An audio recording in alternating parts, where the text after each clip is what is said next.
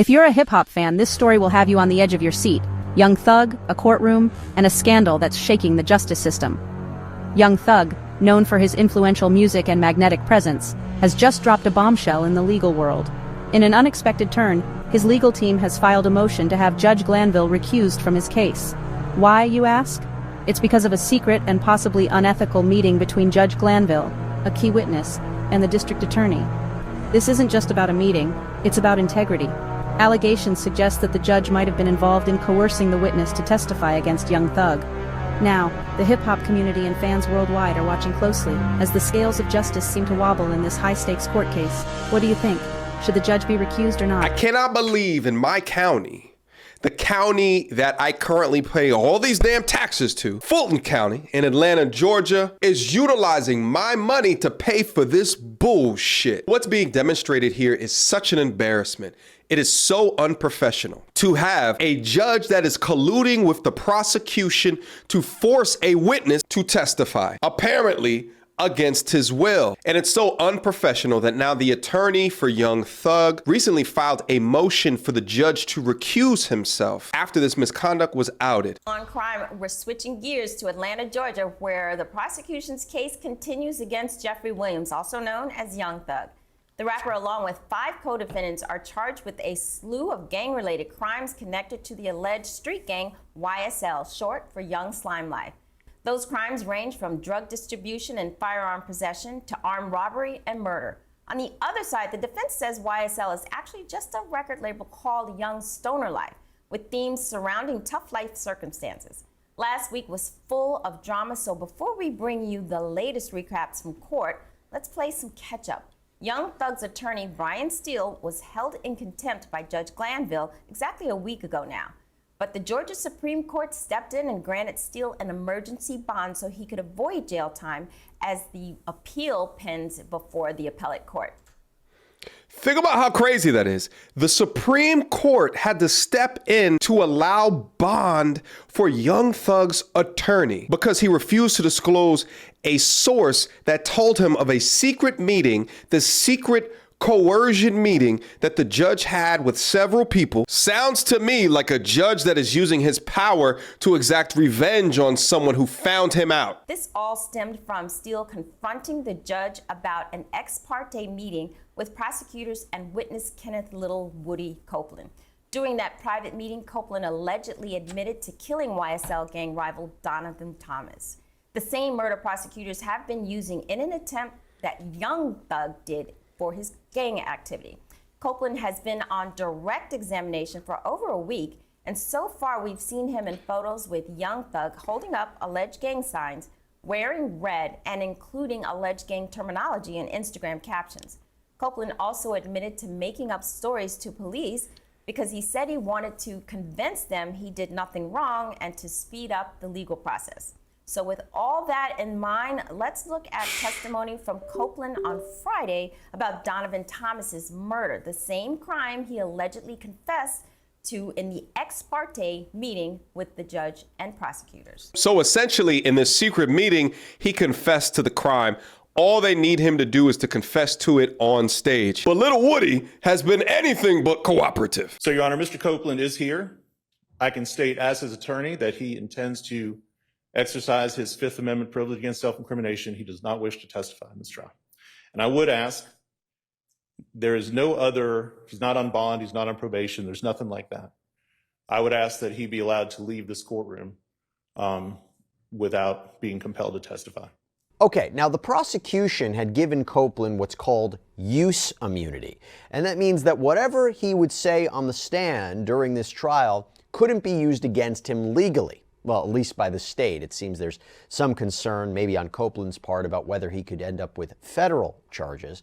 But anyway, putting that to the side, when you're granted use immunity and the court compels you to testify, you really can't plead the Fifth anymore because your right against self-incrimination is essentially protected. What's your pleasure? Say what? I said, what's your pleasure, sir? Do you wish to give testimony? I know you don't want to give testimony in this case, but you've been given immunity in this particular circumstance, use immunity. So are you going to testify? Yeah. Okay. And Mr. Copeland, good afternoon. Do you want to be here? Ma'am, Do you want to be here? I'm here. Okay. Well, are you going to let me ask you some questions? Okay. How old are you? Grown. Okay, what does grown mean? I'm an adult. Okay. And when you say you're an adult, what number in years are you?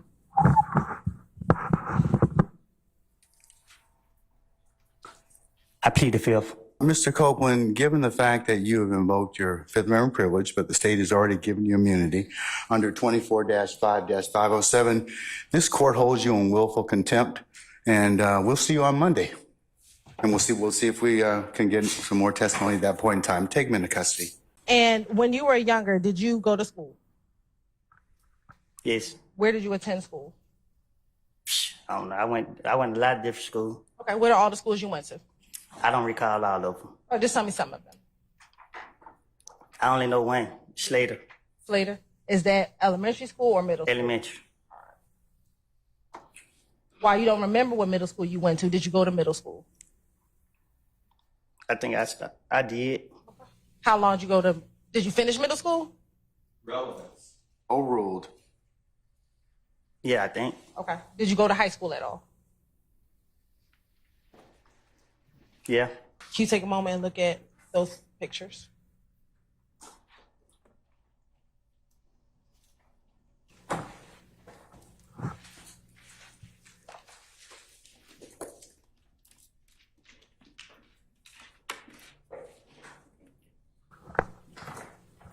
Please look at those pictures. Do I have to look at them? Yes.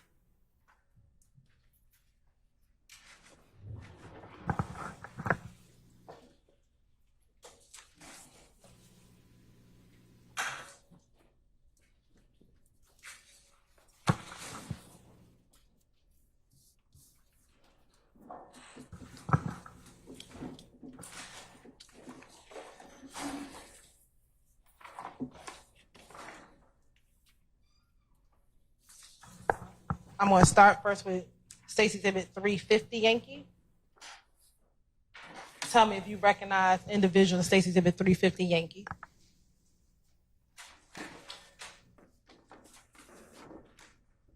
I recognize myself. Okay. Do you recognize anybody else in 350 Yankee? Myself. Do you recognize anyone else in 350 Yankee?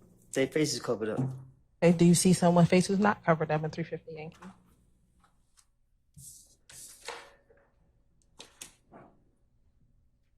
Yeah.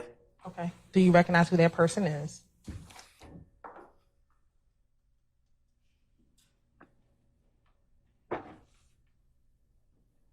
I can hardly tell. Okay. Is that Shannon Jackson? Your Honor, at this point in time, I'm turning to impeachment. Do you know someone by the name of Demekion Garlington? Street name. Little D. For sure. How do you know Little D? I didn't birth him. I'm sorry, say that again. I almost birthed him. You almost birthed him? Yeah. Tell the jury, what do you mean by that? I mean, he my son. Okay. And let me ask you this. Do you know another person who's referenced as Little D? What you mean? Do you know someone who's called Little D from Cleveland? Oh, I heard of him. You heard of him. Okay, we'll talk about him in a moment. You said what now? Tell me who you recognize in 380 Yankee. Oh, me and Coco. Who's Coco? The ugly boy right here. Okay. Do you recall what Thug said in 2015 to Kel? Yes. Yes, you remember what Thug said? I don't recall what was said. I don't remember what was said. Okay. I don't remember me talking to the investigators about it. All right. Do you remember telling Detective Gaither that when Kel got on the phone, that Thug said the beef ain't over with until you pay for my window? You shot my window. Yes. Yes, you remember telling Detective Gaither that? I don't remember what I done told the police. Okay.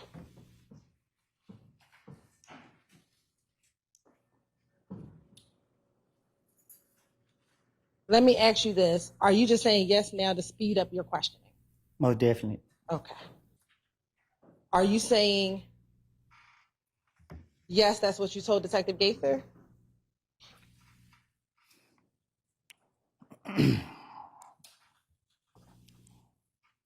I know I ain't complete school, but I think I'm speaking proper English.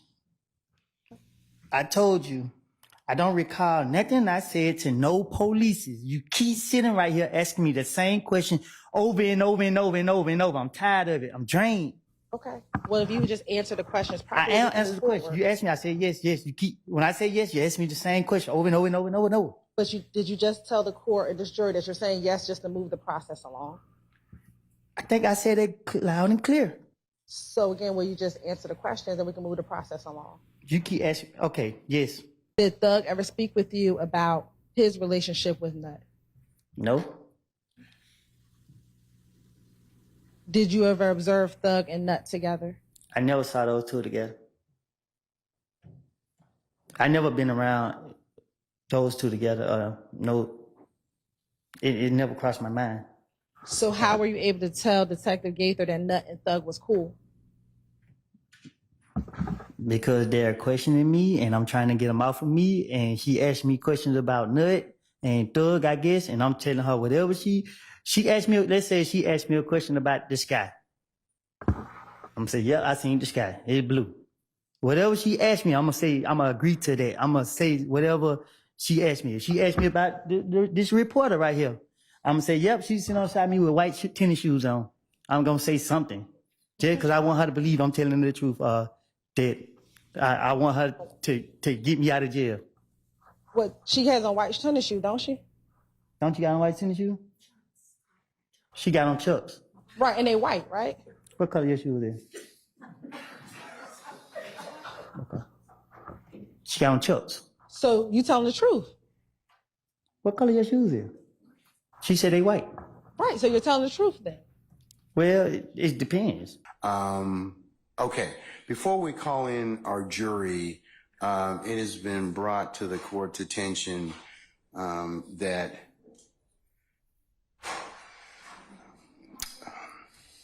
Mr. Copeland's counsel, Ms. Bumpus, would like to be released. Is that correct, madam? Okay, all right. Sir, Mr. Copeland, is it your desire to release your counsel at this point in time? She fired. You're fired! Whoa! You're fired! You're fired! She's fired? Okay.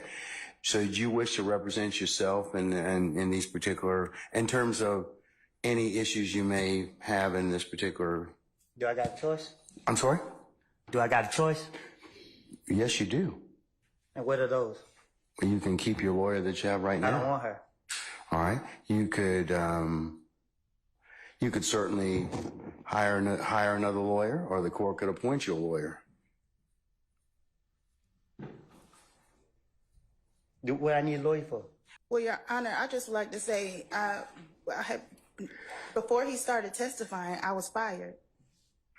I don't know that, ma'am. That's not something that I have notice or knowledge of. As a Fulton County taxpayer, give me my goddamn money back. What the hell is going on in the Georgia judicial system? This is a complete clown show. Did Thug's sister ever text you regarding you going to the police about Nut's murder? I texted her and told her that I was going to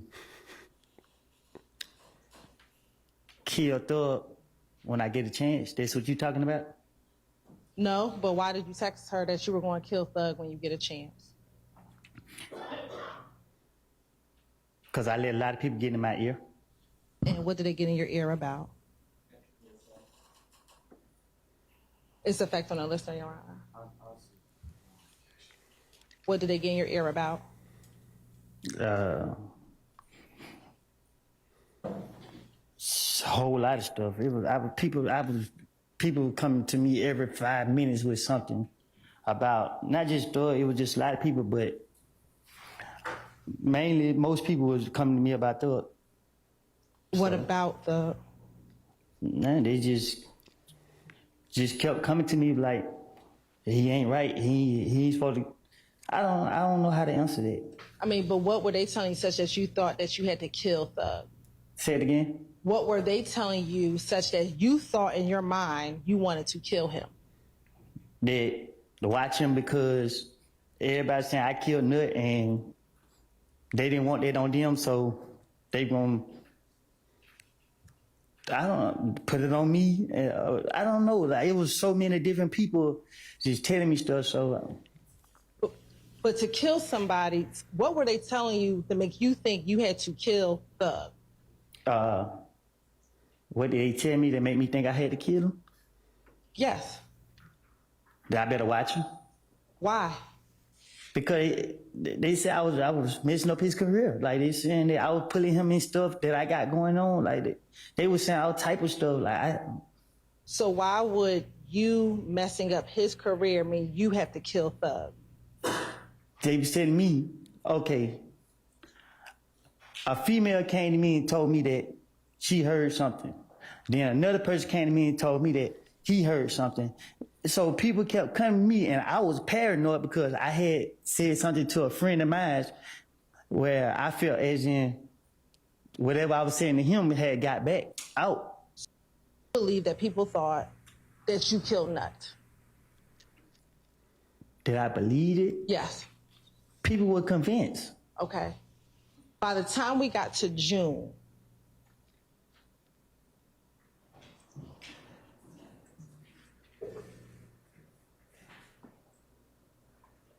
did you still have that same belief? When you got arrested? Did I have that belief? Yes. When you got arrested in June, did you still have that same belief that people thought you had done, that you had killed Nut?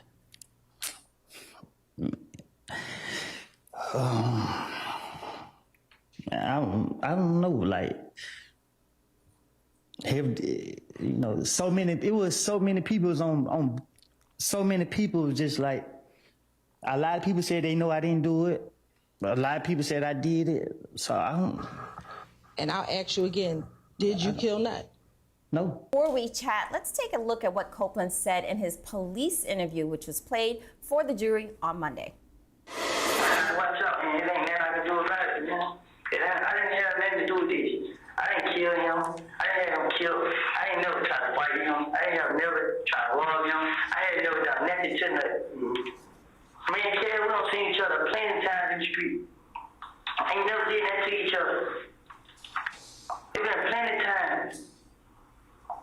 Ain't never in life, man, like never. I'm so frustrated, man. I come brother, man. Then the advice he gave me, it ain't no good. What advice your brother gave you that you think is no good? I told her, I don't want to call her, but call the police and come to the house. He shot everybody up there. You know what I'm saying? But then nobody knew it was him. And then he got to it with his girl. She came back and said it was him. You know what I'm saying? That's why Phil like paid for my window. Right. You know what I'm saying? Because he shot the window. So he was like, you're going to pay for it. You know what I'm saying? So. Okay. You guys are seeing it right here. Says one thing behind closed doors and something else while he's on the stand. Okay, so we're going to break this down for you. I have with me still Serena Townsend, and also joining us we have MTandR. Matt, I'm going to start with you. We can understand better what was going on the witness stand. I mean, it was a little bit difficult understanding what Copeland was saying back in that 2015 interview. But overall, how do you think he is coming across to this jury? How credible is he? And I have a second thought. All the hearsay that was going on that stand. I mean, he said, she said, they told me. How does that all get in? So that's interesting that you asked that question. For me, when reviewing the testimony on the stand, you definitely see this idea of like, okay, why is he testifying on behalf of the prosecution? What is he providing to them? It definitely seems like over the past 9.5 years since he made that statement, he's been able to change what he had to say and more refine it to appear better to a jury. When you talk about additionally about the hearsay, remember, under the federal rules of evidence, statements made by co-conspirators prior to Miranda being issued can be used against somebody against somebody else if it's in furtherance of a conspiracy. Right, exactly. I mean, this whole hearsay situation is something I think that is getting into the very point that you just made. All right, Serena, one of the things that I'm thinking about here is the fact that the prosecution is trying to say Young Thug did this murder of Donovan Thomas. But here we have Copeland, who allegedly said he did it. I mean, they're pinning each other against each other, obviously, but what evidence is there really that Young Thug was involved in this murder? It's going to be very difficult. It's already difficult to prove a RICO case, especially when you have uncooperative witnesses or evidence that's really not perfect. When you then have a totally different person coming on the stand who made an admission years prior that he was actually the killer, it throws more than a wrench in the prosecution's case. This is a very difficult hill to be able to traverse. Mind you, this is the star witness brought forth by the district attorney, Fani Willis. And then he's got on the stand and said multiple times that he lied back in that 2015 interview. That's why the secret meeting was being held. So they'd be like, hey, what are you doing? This is not according to plan, which demonstrates that the judge is in it to convict Young Thug. That's not what a judge should be doing. So where does this leave us now? Well, as of yesterday, Young Thug's attorney filed a motion for the judge to recuse himself or remove himself from the entire trial. And here is the footage of this happening. This happened at the end of the day. Look at that. That's the attorney right there. Handing out papers. Oh. Just a courtesy copy. It's a courtesy.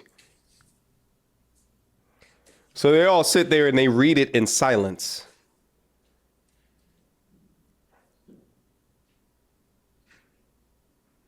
Oh, it's so cold now knowing what it is. At the time, no one knew what he was handing out. So they're all reading it like, oh, shit.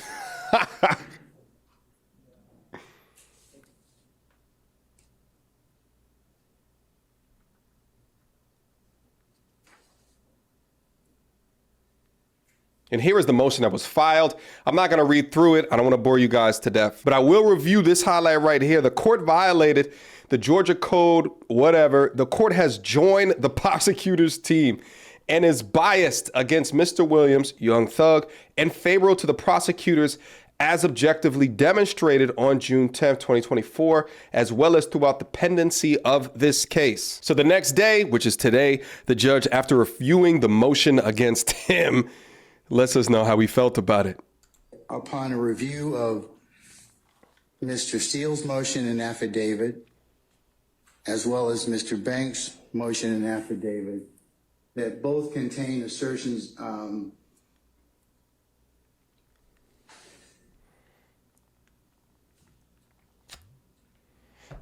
bare assertions and legal conclusions which aren't sufficient for the court to grant your motion at this point in time and refer it to another judge for it to be heard. So I'm going to deny the motion at this point in time. Oh, shit. I would like to look at Baptiste versus the state. Damn. Just because adverse rulings have been made doesn't mean that the court stops the trial. So I'm going to make that. I'll reduce both of the motions to recuse to an order, and I will file that so you can take whatever steps you need to necessarily after that. But I don't get into anything about the affidavit itself, argument on that. I just have to read it. Those are the only three things I do. And then if I find it to be not sufficient on its face, I go for it. I just make the ruling at that point in time, let you all take it up. Yo, this is so crazy. This is like, oh, the cops investigated the cops' wrongdoing on the night of whenever when he shot that man unprovoked, and the cops found that the cops did no wrong. This is the same exact shit. This is absolutely wild. The judge just said, nah, bitch, I'm the head king here. I'm the ruler. I'm the HNIC. Sit your ass down. Our government is built off of checks and balances, right? Where are the checks and balances for this? Does this have to go up to the Supreme Court? Is that who still needs to go through in order to push this further? I don't know. But what a complete cluster F of the judicial process and use of my taxpayer money. Absolutely absurd work. Keep locked in on this channel. I'm going to follow this case going into the future, because if this was not public, if we didn't have access within the courtrooms, this would all just happen in private. There's no checks and balances. There's no criticism. There's no feedback for the behavior. Because at the end of the day, regardless of getting the title of a judge or a lawyer, you're just a human. You bleed just like us. And your ego is dripping with venom. Personally, I think that this judge should be removed from this case. The lack of professionalism. On top of that, the obvious amount of bias within this case means that Young Thug can't get a fair trial. You have a judge that's threatening to lock up a witness for the length of the trial. You can't be out free. You can't make money for the length of the trial because he refuses to say things publicly that he said privately. If that's not bias, I don't know what is. Guys, continue to keep locked. We'll continue to keep talking about it. Until next time, YouTube. Peace.